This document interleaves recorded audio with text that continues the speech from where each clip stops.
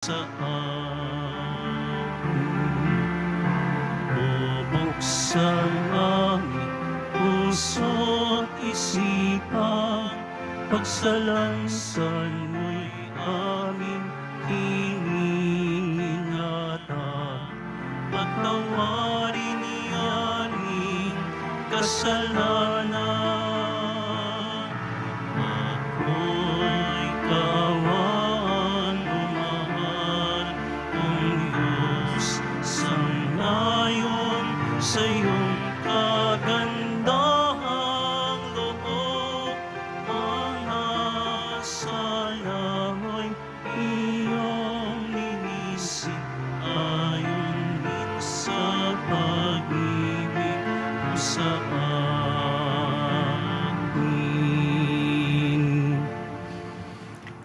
Sa ngalan ng Ama at ng Anak at ng Espiritu Santo, Amen. sumainyo ang Panginoon. At sumaiyo rin.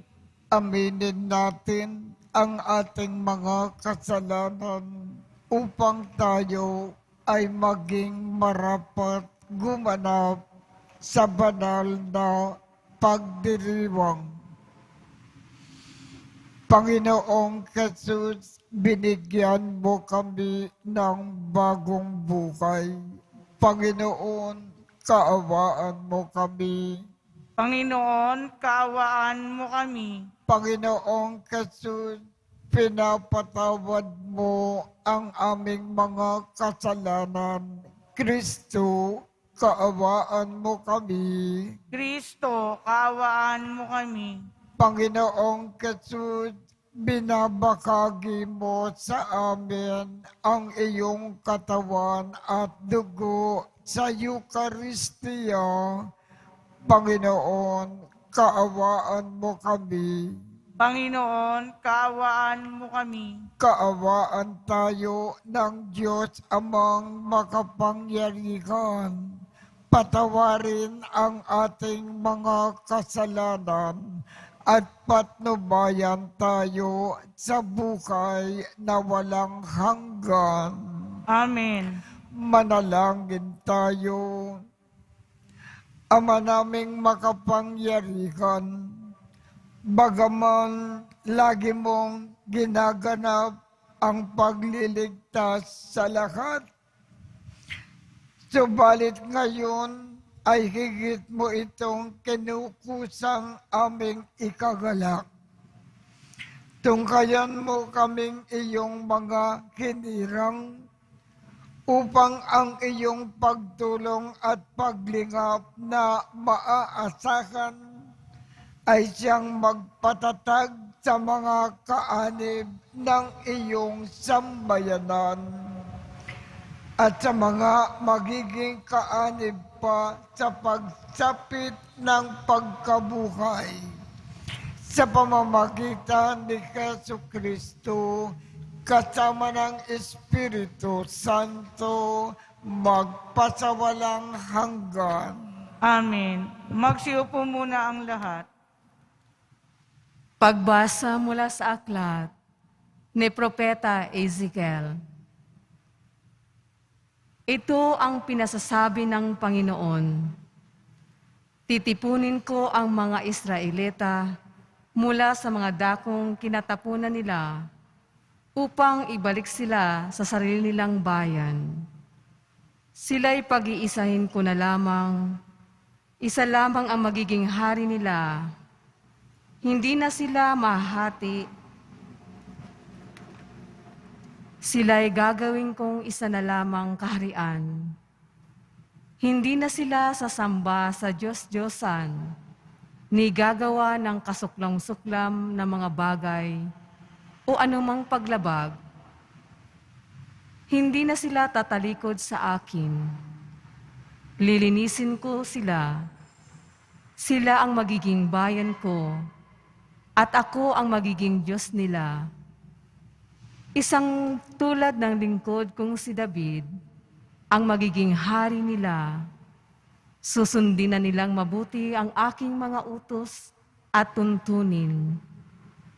Sila'y doon maninirahan sa lupaing tinirhan ng kanilang mga ninuno, sa lupaing ibinigay ko kay Jacob. Sila at ang kanilang mga anak at magiging anak ng mga anak ay doon mananatili habang panahon. Isang haring tulad ni David na aking lingkod, ang magiging pinuno nila magpakailanman. Gagawa ako ng isang tipan sa kanila. Ito ang tipan ng kapayapaan at mamamalagi magpakailanman. Pagpapalain ko sila at pararamihin. Itatayo ko sa kalagitnaan nila ang aking templo. Ako'y mananatiling kasama nila magpakailanman. Ako ang magiging Diyos nila. Sila ay magiging bayan ko. At kung mananatili sa kalagitnaan nila ang aking templo, malalaman ng lahat ng bansa na akong Panginoon ang humirang sa Israel upang maging akin. Ang salita ng Diyos. Salamat sa Diyos.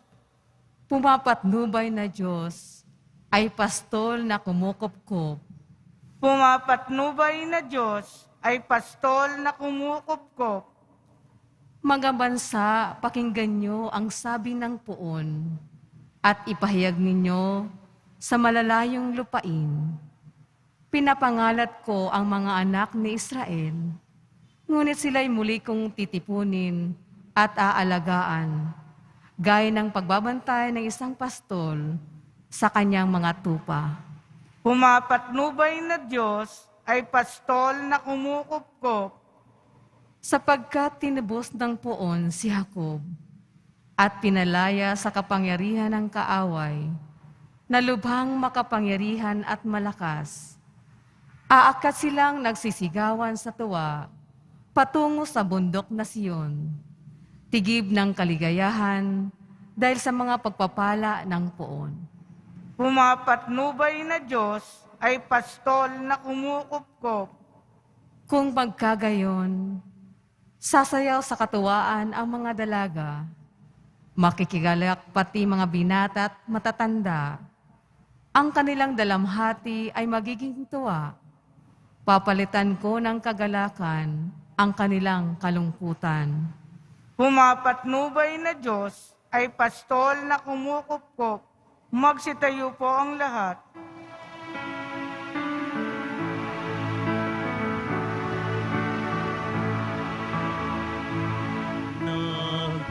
Nagpupuri kami sa'yo, Panginoon Jesucristo. Nagpupuri kami sa'yo, Panginoon Jesucristo.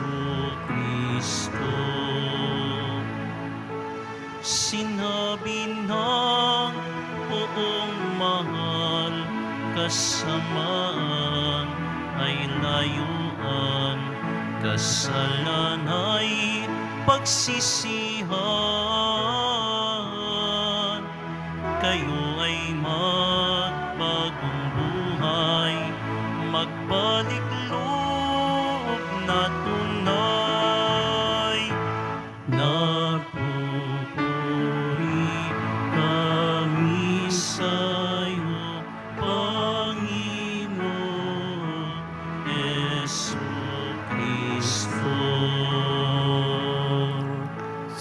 Sumainyo ang Panginoon.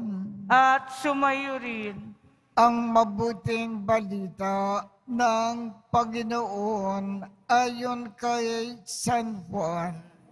papuri sa iyo, Panginoon. Noong panahong iyon, marami sa mga Hudyo na dumalaw kay Maria ang nakakita sa ginawa ni Jesus at nanalig sa kanya. Ngunit ang ilan sa kanila ay pumunta sa mga Pariseo at ibinalita ang ginawa ni Jesus. Kaya tinipon ng mga punong saserdote at ng mga Pariseo ang mga kagawad ng Sanhedrin. Ano ang gagawin natin? Wika nila. Gumagawa ng maraming kababalaghan ang taong ito. Kung siya ay pababayaan natin, mananampalataya sa kanya ang lahat. Paririto ang mga Romano at wawasakin ang templo at ang ating bansa. Ngunit isa sa kanila, si Caiphas, ang pinakapunong saserdote noon, ay nagsabi ng ganito, "Ano ba kayo? Hindi ba ninyo naiisip na mas mabuti para sa atin na isang tao lamang ang mamamatay alang-alang sa bayan, sa halip na mapahamak ang buong bansa?" Sinabi niya ito hindi sa ganang kanyang sarili lamang.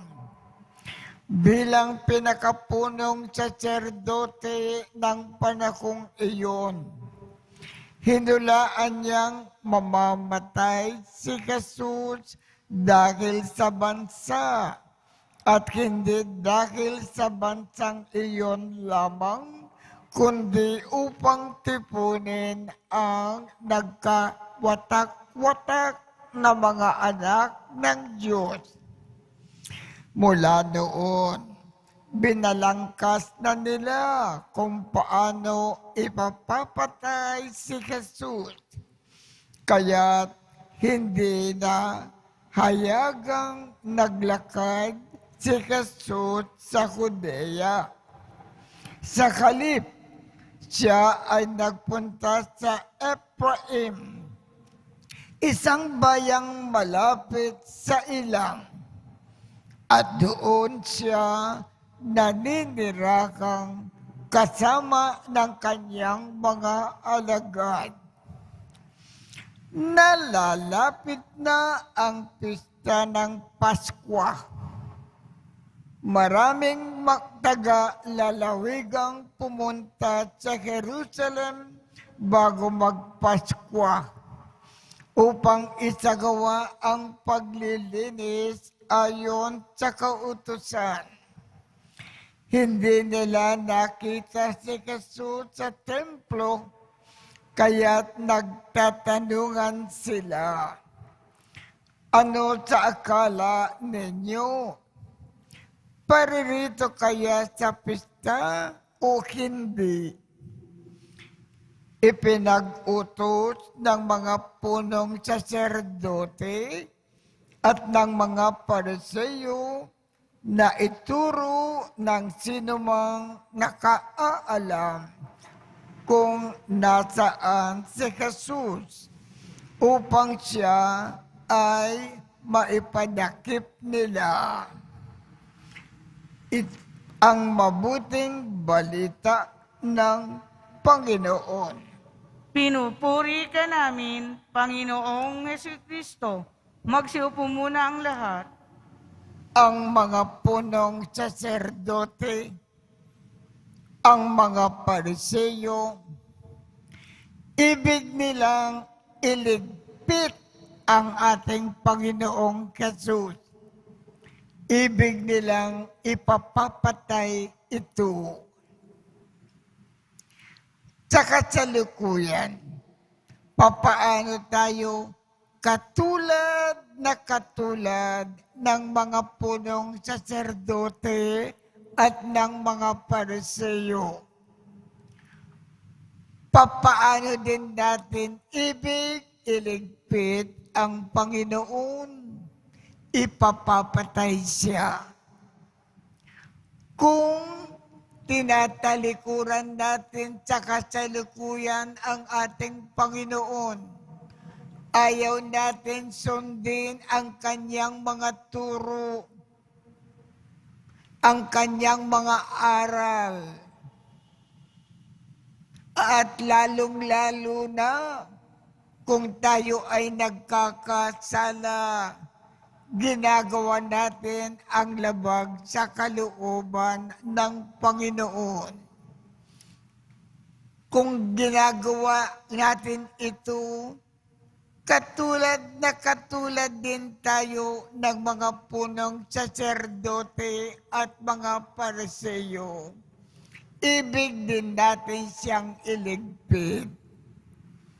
Kaya sikapin natin lagi isagawa ang kalooban ng ating Panginoon para mapatunayan natin tayo ay kanyang tunay na alagad.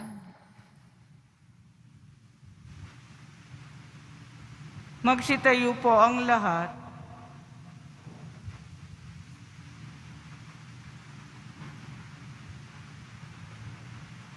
Manalangin tayo sa Diyos na ating Ama upang tulad ni Kristo maging matatag tayo sa pagharap sa buhay at sa mga pagsubok. Ang ating tugon, Ama, gawin mo kaming kalugod-lugod na handog sa iyo. Ama, gawin mo kaming kalugod-lugod na handog sa iyo. Ang mga hindi Kristiyano naway makakilala kay Jesus na namatay para sa lahat. Manalangin tayo. Ama, gawin mo kaming kalugod-lugod na handog sa iyo. Ang mga Kristiyanong napahiwalay naway mag-ukol ng higit na pagtatalaga ng sarili sa ekonomismo. Manalangin tayo. Ama, gawin mo kaming kalugod-lugod na handog sa iyo. Ang mga may kapangyarihan naway mag-alay ng sarili sa pagtataguyod ng katotohanan at katarungan. Manalangin tayo. Ama, gawin mo kaming kalugod-lugod na handog sa iyo. Ang lahat ng Katoliko naway makadama na sila ay may natatanging kaugnayan sa isa't isa dahil sa isang pananampalataya. Manalangin tayo. Ama, gawin mo kaming kalugod-lugod na handog sa iyo. Ama naming Diyos, sa iyong pagkakatipon sa mga mananampalataya, sila ay pinagbuklod mo sa iisang katawan ni Kristo.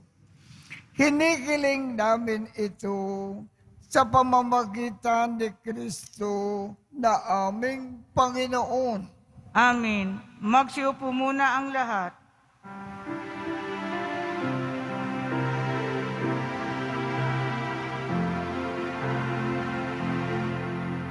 Sa iyo, Ama, aming handog, ang tinapay at alak na ito, handog ng iyong bayang sumasamot, humihingi ng patawad mo.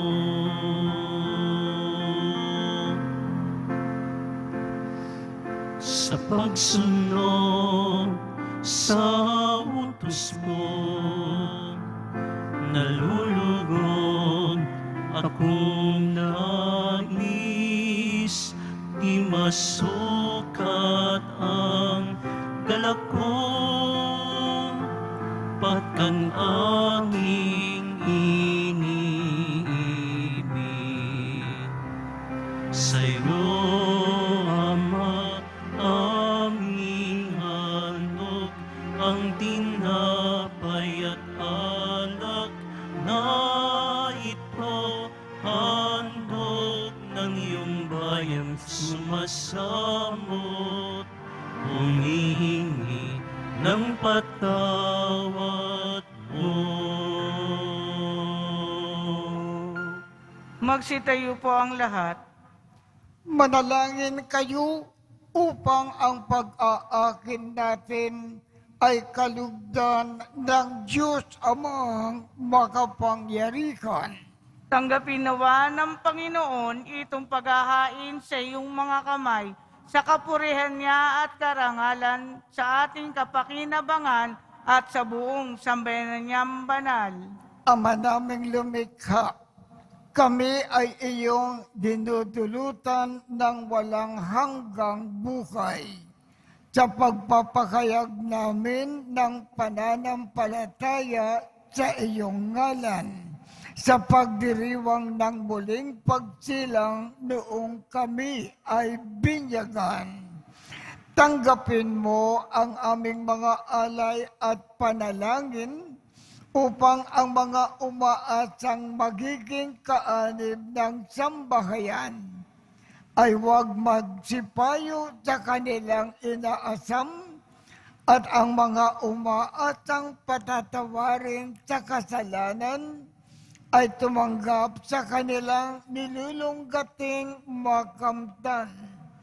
Sa pamamagitan ni Jesucristo, kasama ng Espiritu Santo, magpasawalang hanggan. Amen. Sumainyo ang Panginoon. At sumaiyo rin. Itaat sa Diyos ang inyong puso at diwa. Itinaas na namin sa Panginoon. Pasalamatan natin ang Panginoong ating Diyos. Marapat na siya ay pasalamatan.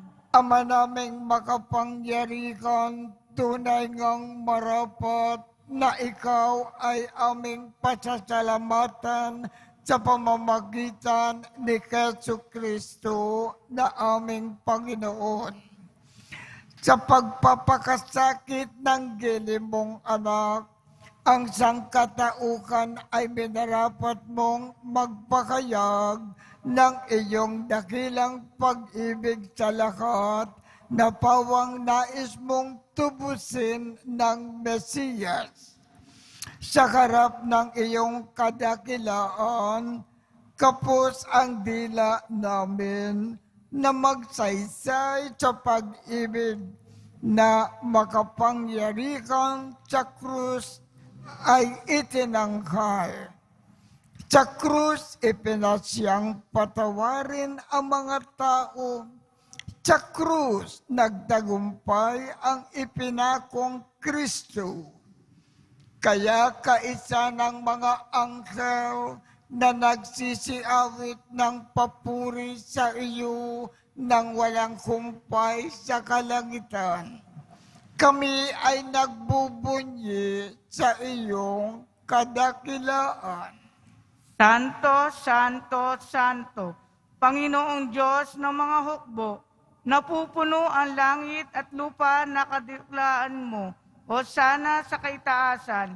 Pinagpala ang naparirito sa ngalan ng Panginoon, o sana sa kaitaasan. Magsilod po ang lahat. Ama naming banal, ikaw ang bukal ng tanang kabanalan. Kaya't sa pamamagitan ng iyong Espiritu, gawin mong banal ang mga kaloob na ito upang para sa amin ay maging katawan at dugo ng aming Panginoong Jesucristo. Bago niya pinagtiis ang kusang loob na maging handog, hinawakan niya ang tinapay, pinasalamatan kanya, pinaghati-hati niya iyon, iniabot sa kanyang mga alagad at sinabi, "Tanggapin ninyong lahat ito at kanin.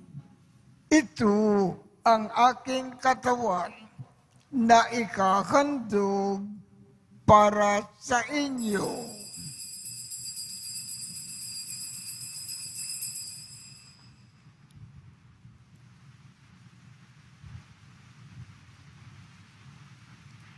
Gayon din naman, noong matapos ang hapunan, hinawakan niya ang kalis, muli kanyang pinasalamatan, iniabot niya ang kalis sa kanyang mga alagad at sinabi, "Tanggapin ninyong lahat ito at inumin. Ito ang kalis ng aking dugo, ng bago at walang hanggang tipan. Ang aking dugo na ibubuhos para sa inyo at para sa lahat sa ikapagpapatawad ng mga kasalanan. Gawin ninyo ito sa pag-alaala sa akin."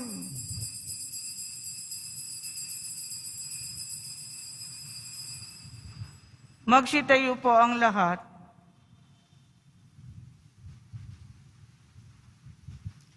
Ipagbunyi natin ang misteryo ng pananampalataya. Si Kristo'y namatay, si Kristo'y nabuhay, si Kristo'y babalik sa wakas ng panahon. Ama, ginagawa namin ngayon ang pag-aalala sa pagkamatay at muling pagkabuhay ng iyong anak. Kaya't iniaalay namin sa iyo ang tinapay na nagbibigay buhay at ang kalis na nagkakaloob ng kaligtasan. Kami ay nagpapasalamat dahil kami ay iyong minarapat na tumayo sa harap mo para maglingkod sa iyo. Isinasamo namin kaming magsasalo-salo sa katawan at dugo ni Kristo ay mabuklod sa pagkakaisa sa pamamagitan ng Espiritu Santo. Ama, lingapin mo ang iyong simbakang laganap sa buong daigdig. Puspusin mo kami sa pag-ibig. Kaisa ni Francisco, aming Papa, Jose, aming Obispo, at ng Tanang Kaparian. Alalakanin mo rin ang mga kapatid naming nakinlay nang may pag-asa na sila ay muling mabubuhay. Gayon din ang lahat ng mga pumanaw. Kaawaan mo sila at patuloyin sa iyong kaliwanagan. Kaawaan mo at pagindapatin kaming lahat na makasalo sa iyong buhay na walang wakas. Kaisa ng mahal na Birhen Maria na ina ng Diyos, ng kabiyak ng puso niyang si San Jose, kaisa ng mga apostol at ng lahat ng mga banal na namuhay dito sa daigdig ng kalugod-lugod sa iyo. Maipagdiwang nawa namin ang pagpupuri sa ikararangal mo sa pamamagitan ng iyong anak na aming Panginoong Jesucristo. Sa pamamagitan ni Kristo, kasama niya at sa Kanya, ang lahat ng parangal at papuri ay sa iyo, Diyos Amang makapangyarihan, kasama ng Espiritu Santo, magpasawalang hanggan. Amen. Sa tagubilin ng mga nakagagaling na utos at turo ni Jesus na Panginoon natin at Diyos, ipakayag natin ng lakas loob. Ama namin, sumasalangit ka, Sambahin ang ngalan mo, mapasa amin ang kaharian mo, sundin ang loob mo dito sa lupa para nang sa langit. Bigyan mo kami ngayon ng aming kakanin sa araw-araw at patawarin mo kami sa aming mga sala para ng pagpapatawad namin sa mga nagkakasala sa amin. At huwag mo kaming ipakintulot sa tukso at iadya mo kami sa lahat ng masama. Hinihiling namin, Ama, iadya mo kami sa lahat ng masama. Pagkalooban kami ng kapayapaan sa araw-araw. Iligtas sa kasalanan at ilayo sa lahat ng kapahamakan. Samantalang aming pinananabikan ang dakilang araw ng pagpapakayag ng tagapagligtas naming si Jesu Kristo. Sapagkat iyo ang kaharian at ang kapangyarihan at ang kapurihan magpakailanman. Amen. Panginoong Jesu Kristo, sinabi mo sa iyong mga apostol, kapayapaan ang iniiwan ko sa inyo. Ang aking kapayapaan ang ibinibigay ko sa inyo. Tungkayan mo ang aming pananampalataya at huwag ang aming mga pagkakasala. Pagkalooban mo kami ng kapayapaan at pagkakaisa ayon sa iyong kalooban, kasama ng Espiritu Santo, magpasawalang hanggan. Amen. Ang kapayapaan ng Panginoon ay laging sumainyo. At sumaiyo rin. Magbigayan tayo ng kapayapaan sa isa't isa.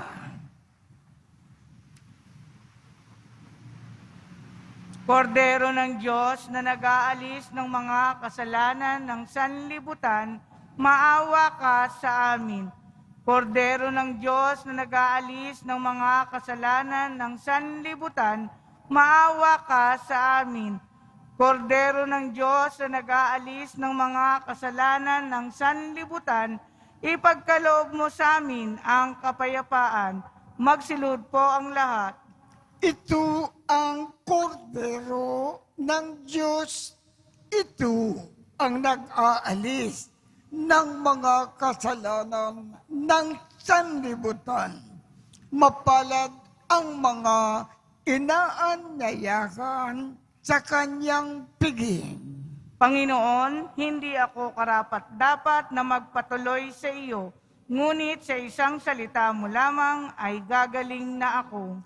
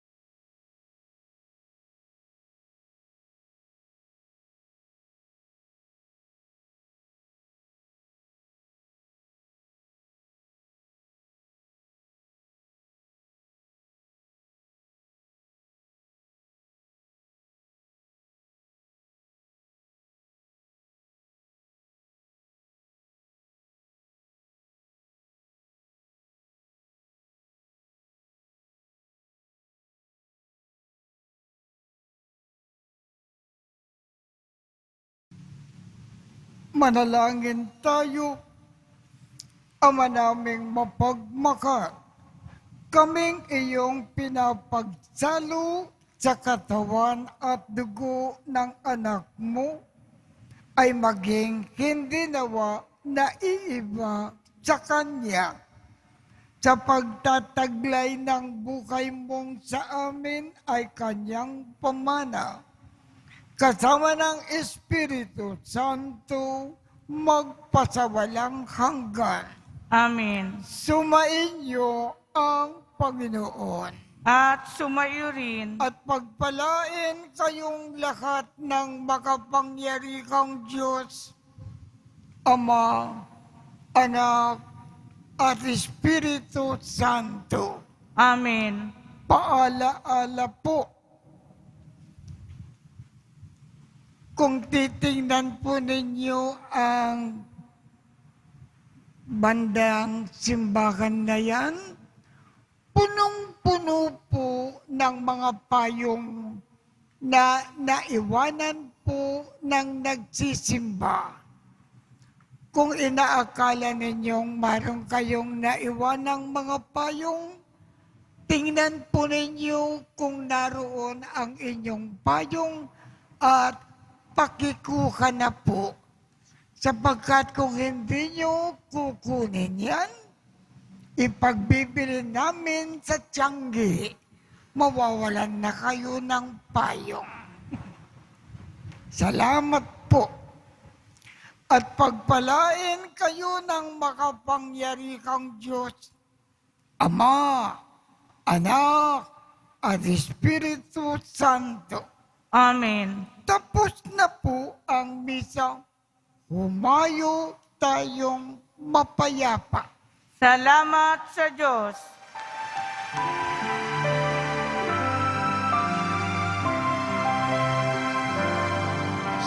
Padre Jesus Nazareno, sinasamba ka namin. Pinipinto ka namin. Aral mo ang aming buhay at kaligtasan. Sa Padre Jesus Nazareno, iligtas mo kami sa kasalanan. Ang krus mong pinamatayan ay sagisag ng aming kaligtasan. Nuestro Padre Jesus Nazareno, inarangal ka namin.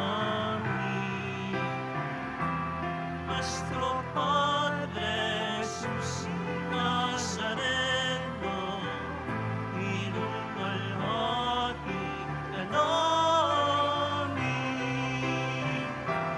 Nuestro Padre Jesus Nazareno, inarangal ka namin.